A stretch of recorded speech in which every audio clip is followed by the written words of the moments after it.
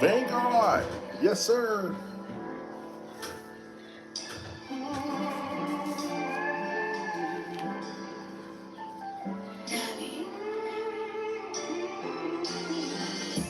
Welcome to the Vanguard Canine live show, where we talk about dogs, dog training, and anything else that big up my people who come to support the channel, that's looking to learn information and excel in this dog game. I'm Grandmaster Von the Muff, of course, the world's greatest puppy imprinter for some of the world's greatest working dogs.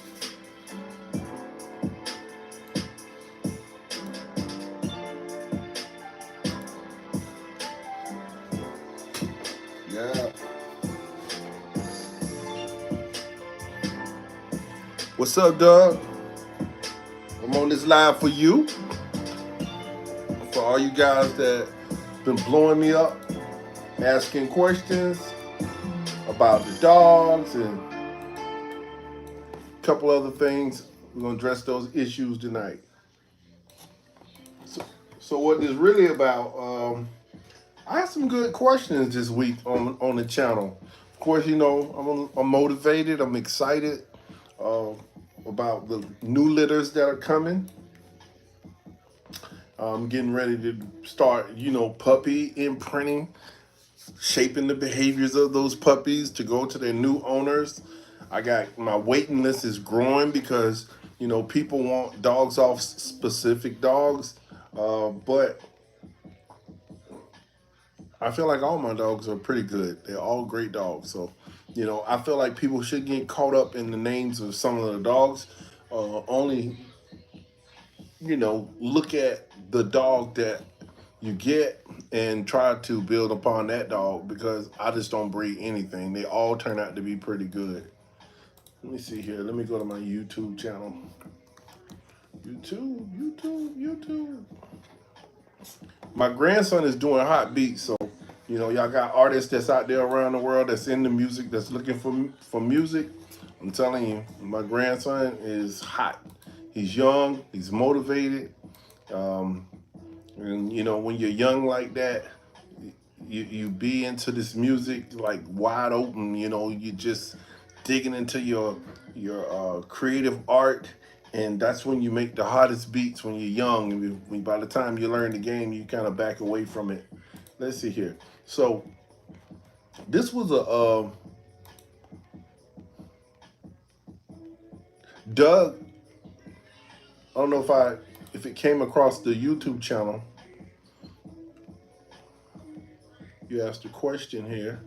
I don't even know how to get to my own questions, comments. Where is it? Comments. That's crazy. I don't know how to even get to my own comments. Okay, yeah, there it goes. Yeah, that's your first one. Here's the first one. Now, Doug says, I'm curious why you do not continue to breed the old line. Too much intensity? What's the difference between your old lines versus the newer lines? Now, when I say this, remember, there's two dogs that I consider old lines, and they're all crossed into each other. But how it works is, let me give you dog names, but don't get caught up on this. And I don't like to say dog names, because then when you ask me questions like this, you open up a can of worms for my business side, for my clients that call me and want to buy dogs. Then they ask a lot of questions, and I'm not really the kind of guy that want to answer a lot of questions when it comes to dogs, and that's just my fault. That's just my flaw. I don't like to go into that, because they get caught up on the wrong thing. And I feel like I sell puppies that are great. I'm not going to sell someone a dog that I don't want. I'm not going to breed dogs that I feel like that are not going to be over the top. I feel like when I breed puppies, they all turn out to be good puppies. It's about the knowledge of the person that the dog's going to, and the ability and the knowledge that that person has, and how consistent they are with training, and uh, how well they are knowledgeable about reading dogs, and how broad their methods are besides my own in reading the dog and getting that dog to excel while staying consistent. So if you have a guy, say you have a puppy that I think is already showing a little bit more of this than the other, and I give that dog to somebody who doesn't know much dog training, the dog that seems like it's not excelling yet, like this one, may excel your dog in 2 or 3 months, because that dog is in the possession of a person who is knowledgeable about dog training and really gets out here every day and train their dog. And so then 2 or 3 months later, you see their dog, and their dog sitting, it's down, it's doing things on leash, off leash. Then you say, oh, his dog's better than mine. And no, your knowledge is not better than his. And your time that you have to invest into your puppy is not the same as that person who's living with their dog every day, all day, riding the dog around, exposing the dog, training the dog. So that's what happens. Okay. So when you look at my O line, you start talking about Nico Vanguard, my Belgian Malinois that was out of Kouke's Quattro, and Frida's Home Robique. They're all dogs that come from Oppie Camp. Okay, and then I mixed a little Nitro in there, which was a unknown heritage dog that I got from I think it was Katrina. She was continued in sports. I didn't breed him but once or twice into the dogs because I didn't like the way he didn't have his ears didn't stand up. He had an extra deep claw on the back. I wasn't sure of his heritage, so I didn't put him much in my dog because I didn't want a lot of dogs with unknown heritage. Although he was a decent dog, he also lacked tracking and some other things that seemed like he just wasn't a good dog to continue to put in the line. But himself, when it came to protection, he was like one of the greatest, just a phenomenal dog that you'd like to see. But I didn't continue to put him in the line. So I stuck more with Nico Vanguard because Nico Vanguard was an all around dog. He could do it all. And he produced dogs that were pretty much on his same level. I later on took daughters, like doubled, took Nico back to his daughter and put those dogs, I bred those dogs to a son of Carlos. No, I took Nico's daughter and bred it to Carlos. I bred Nico's daughter to Carlo Van Voss, PH1 Metloff, which was a known hard dog. So I had that dog in there. Okay, so when I bred Nico's daughters, the Carlos, we created a whole nother yard, a whole nother line, and we bred those dogs. Then I took a son of Nero's, which was Nero's and Blue Isis, that came from Complete Canine Canada, which was Angela Canning. She had that hard dog Azura. That bitch was a man eater. She will fuck you up, and that's straight up. I mean, you could see it in the videos. It was no matter what Angela said or done when it comes to her training. She may have you could say, oh, she's not this or she's that, or you might say, oh, she's a great trainer or she's this. That dog showed that she was hard.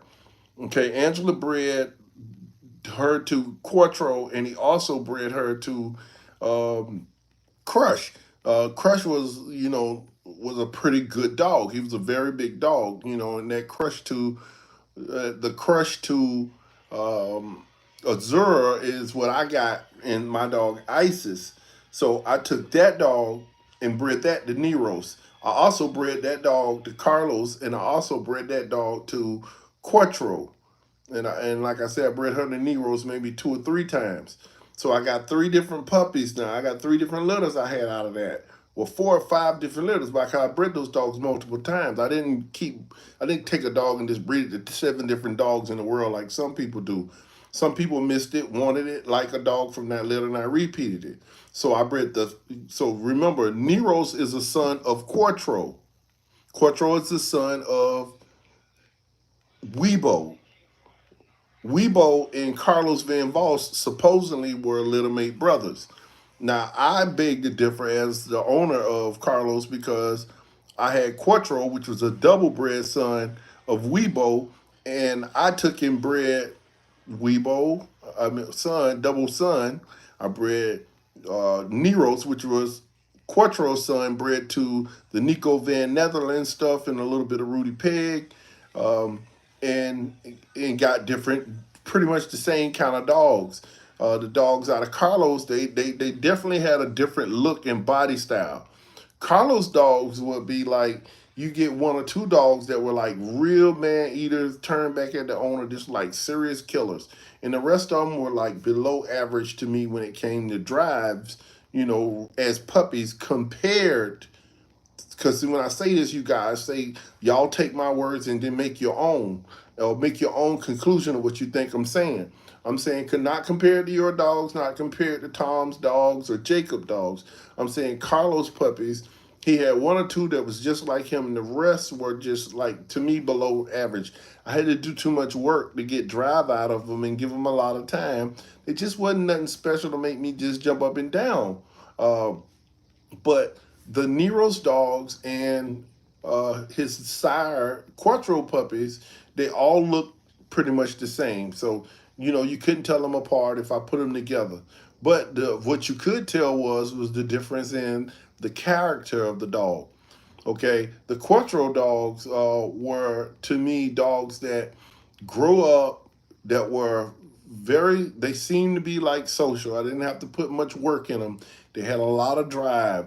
They were pack orientated. They were individual, confident type dogs that could still individually perform the way puppies do when they're in the pack. You could take some puppies and have in a pack and they look good. Then you take that puppy in a strange environment and now he seems lost and he don't want to do anything. So I don't like those kind of dogs, and I don't want to continue to breed those kind of dogs. 'Cause I don't want to make those kind of dogs and give those dogs to people who are giving me top dollar. So, but I want dogs that are exciting on video, that are they excite me to get out here and train every day. And so so Quattro produced me those kind of dogs. They wasn't as crazy as the one or two pups that Carlos could produce, but you talking about that was low. That was a low ratio, 2 out of 10, 2 out of 8, 3 out of 10. But they were dangerous, dangerous, dangerous hard dogs.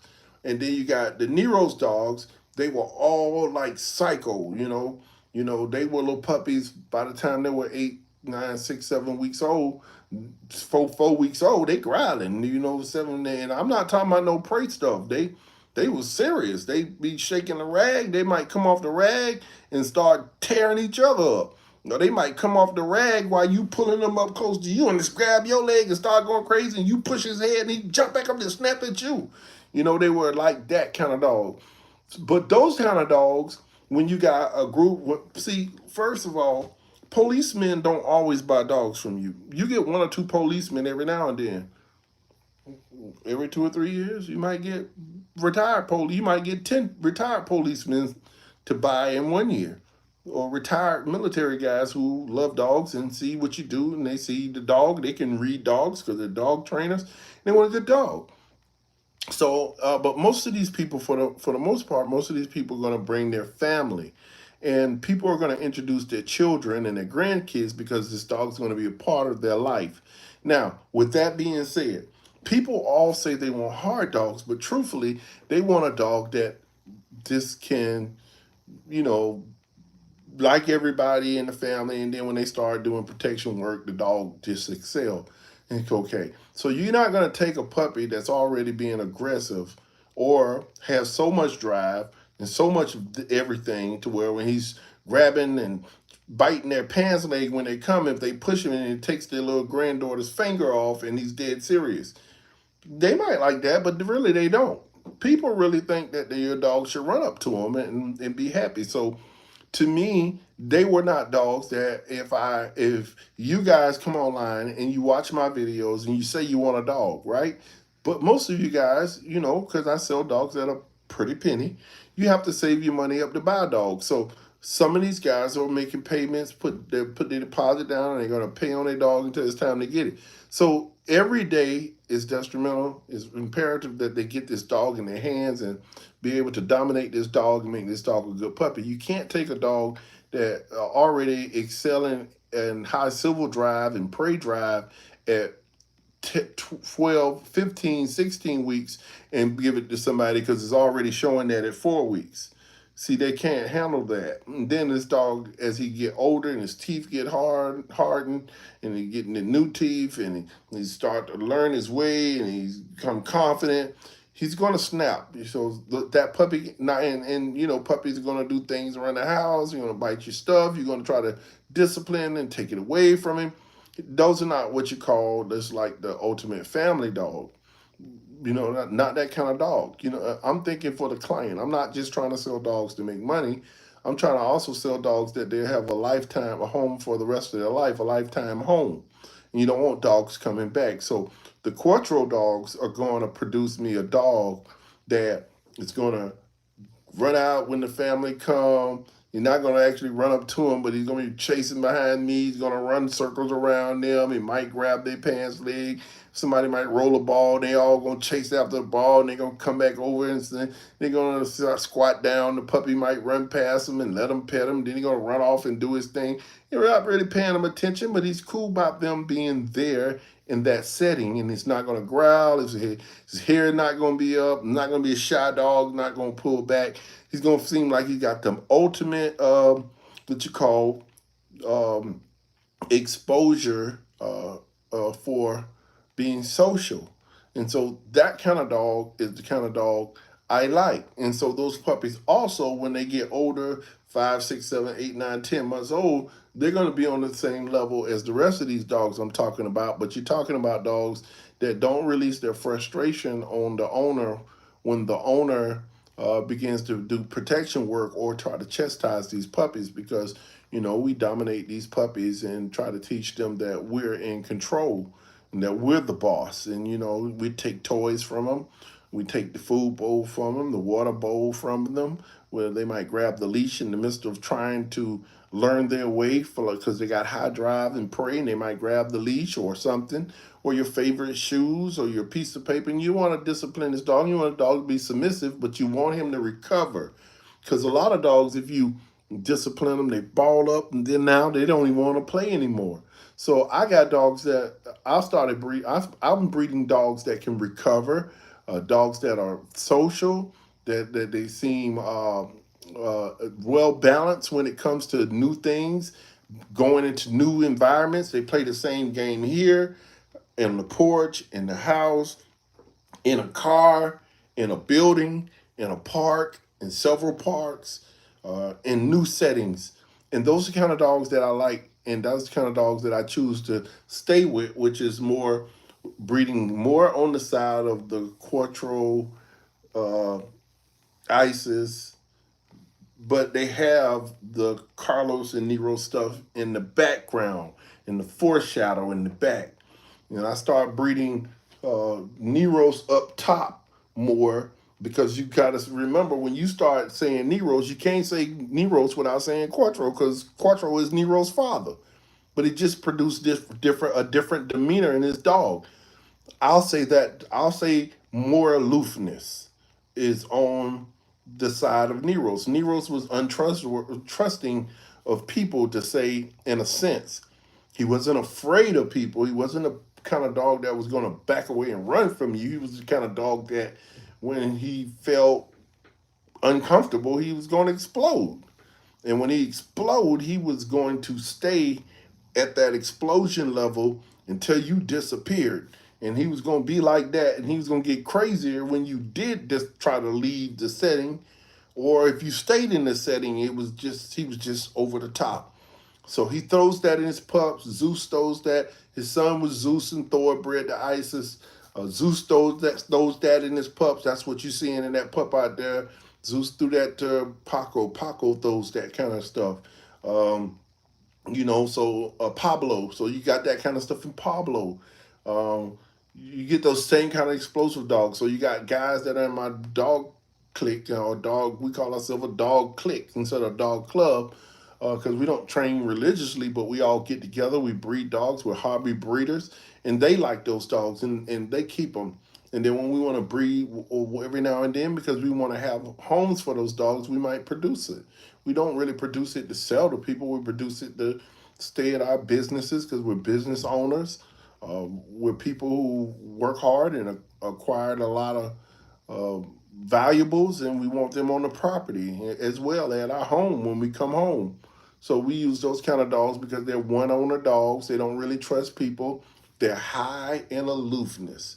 Quattro dogs are just dogs they're not as high in aloofness, but they're right here, and they can change in any setting. And then if you tap in and you start playing with their protection drive, they can jump up here like that, and then they can come down, and they can level out, they can turn on, they can turn off. You know what I'm saying? The Nero stuff, it's gonna turn up, it's gonna be high, and it's gonna stay right there, it's gonna stay right there. And I don't really like you, and I don't like nobody. It's gonna stay right here, elevated, and might come here, but it ain't gonna never go down here. It ain't gonna never get right here on the medium ground, and it's never gonna go low, but it's gonna stay here.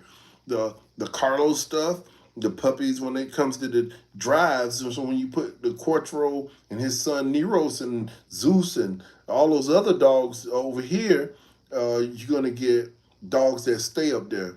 Now, the part I like about Anchor is you got Carlos, you got Neros, you got Carlos, you got the Carlos, you got Arco Kicker, and then I took all of that and I put that to Quattro. So what you got right there were screaming demons. That's when I created the screaming demons. They were crazy screaming demons. But they still they have a high aggression right here towards animals and people, but they were so devoted and loyal to their master that when you disciplined them, they could fall back right here and be like, I better not do that. I just better not do that. I better not snap. Okay, let me stay right here. But they're always looking to jump here, but I can stay right here.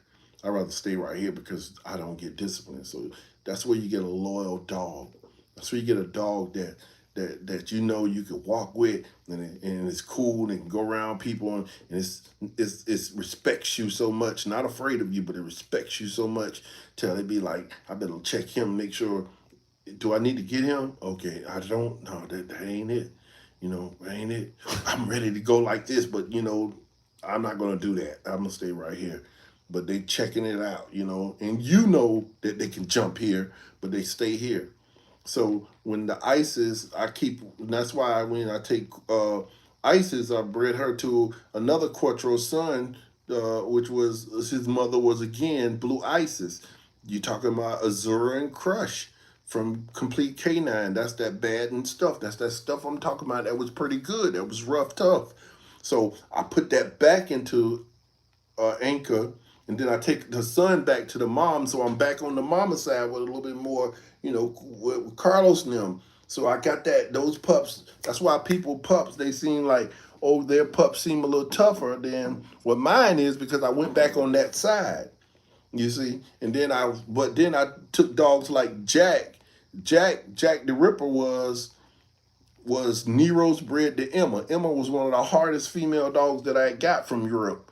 Now, she was bred by Angela, not Angela Canning, but Angela's partner at the time, who came from the Netherlands, and she lived in Canada, and she was Quattro's littermate sister, bred to the Nico Van Netherland Rudy Pig male. So it's the same thing as Nero. She was crazy as he was psycho. Dog, I had to fight this dog one time. I'm walking down the street holding her by the back of her jaw, and I got to my yard with my gate 8 foot, and I threw across the gate. Man, that dog bounced back across the gate, and I said, I'm too big to jump across the other side of the gate, so I'm running down the gate with the leash.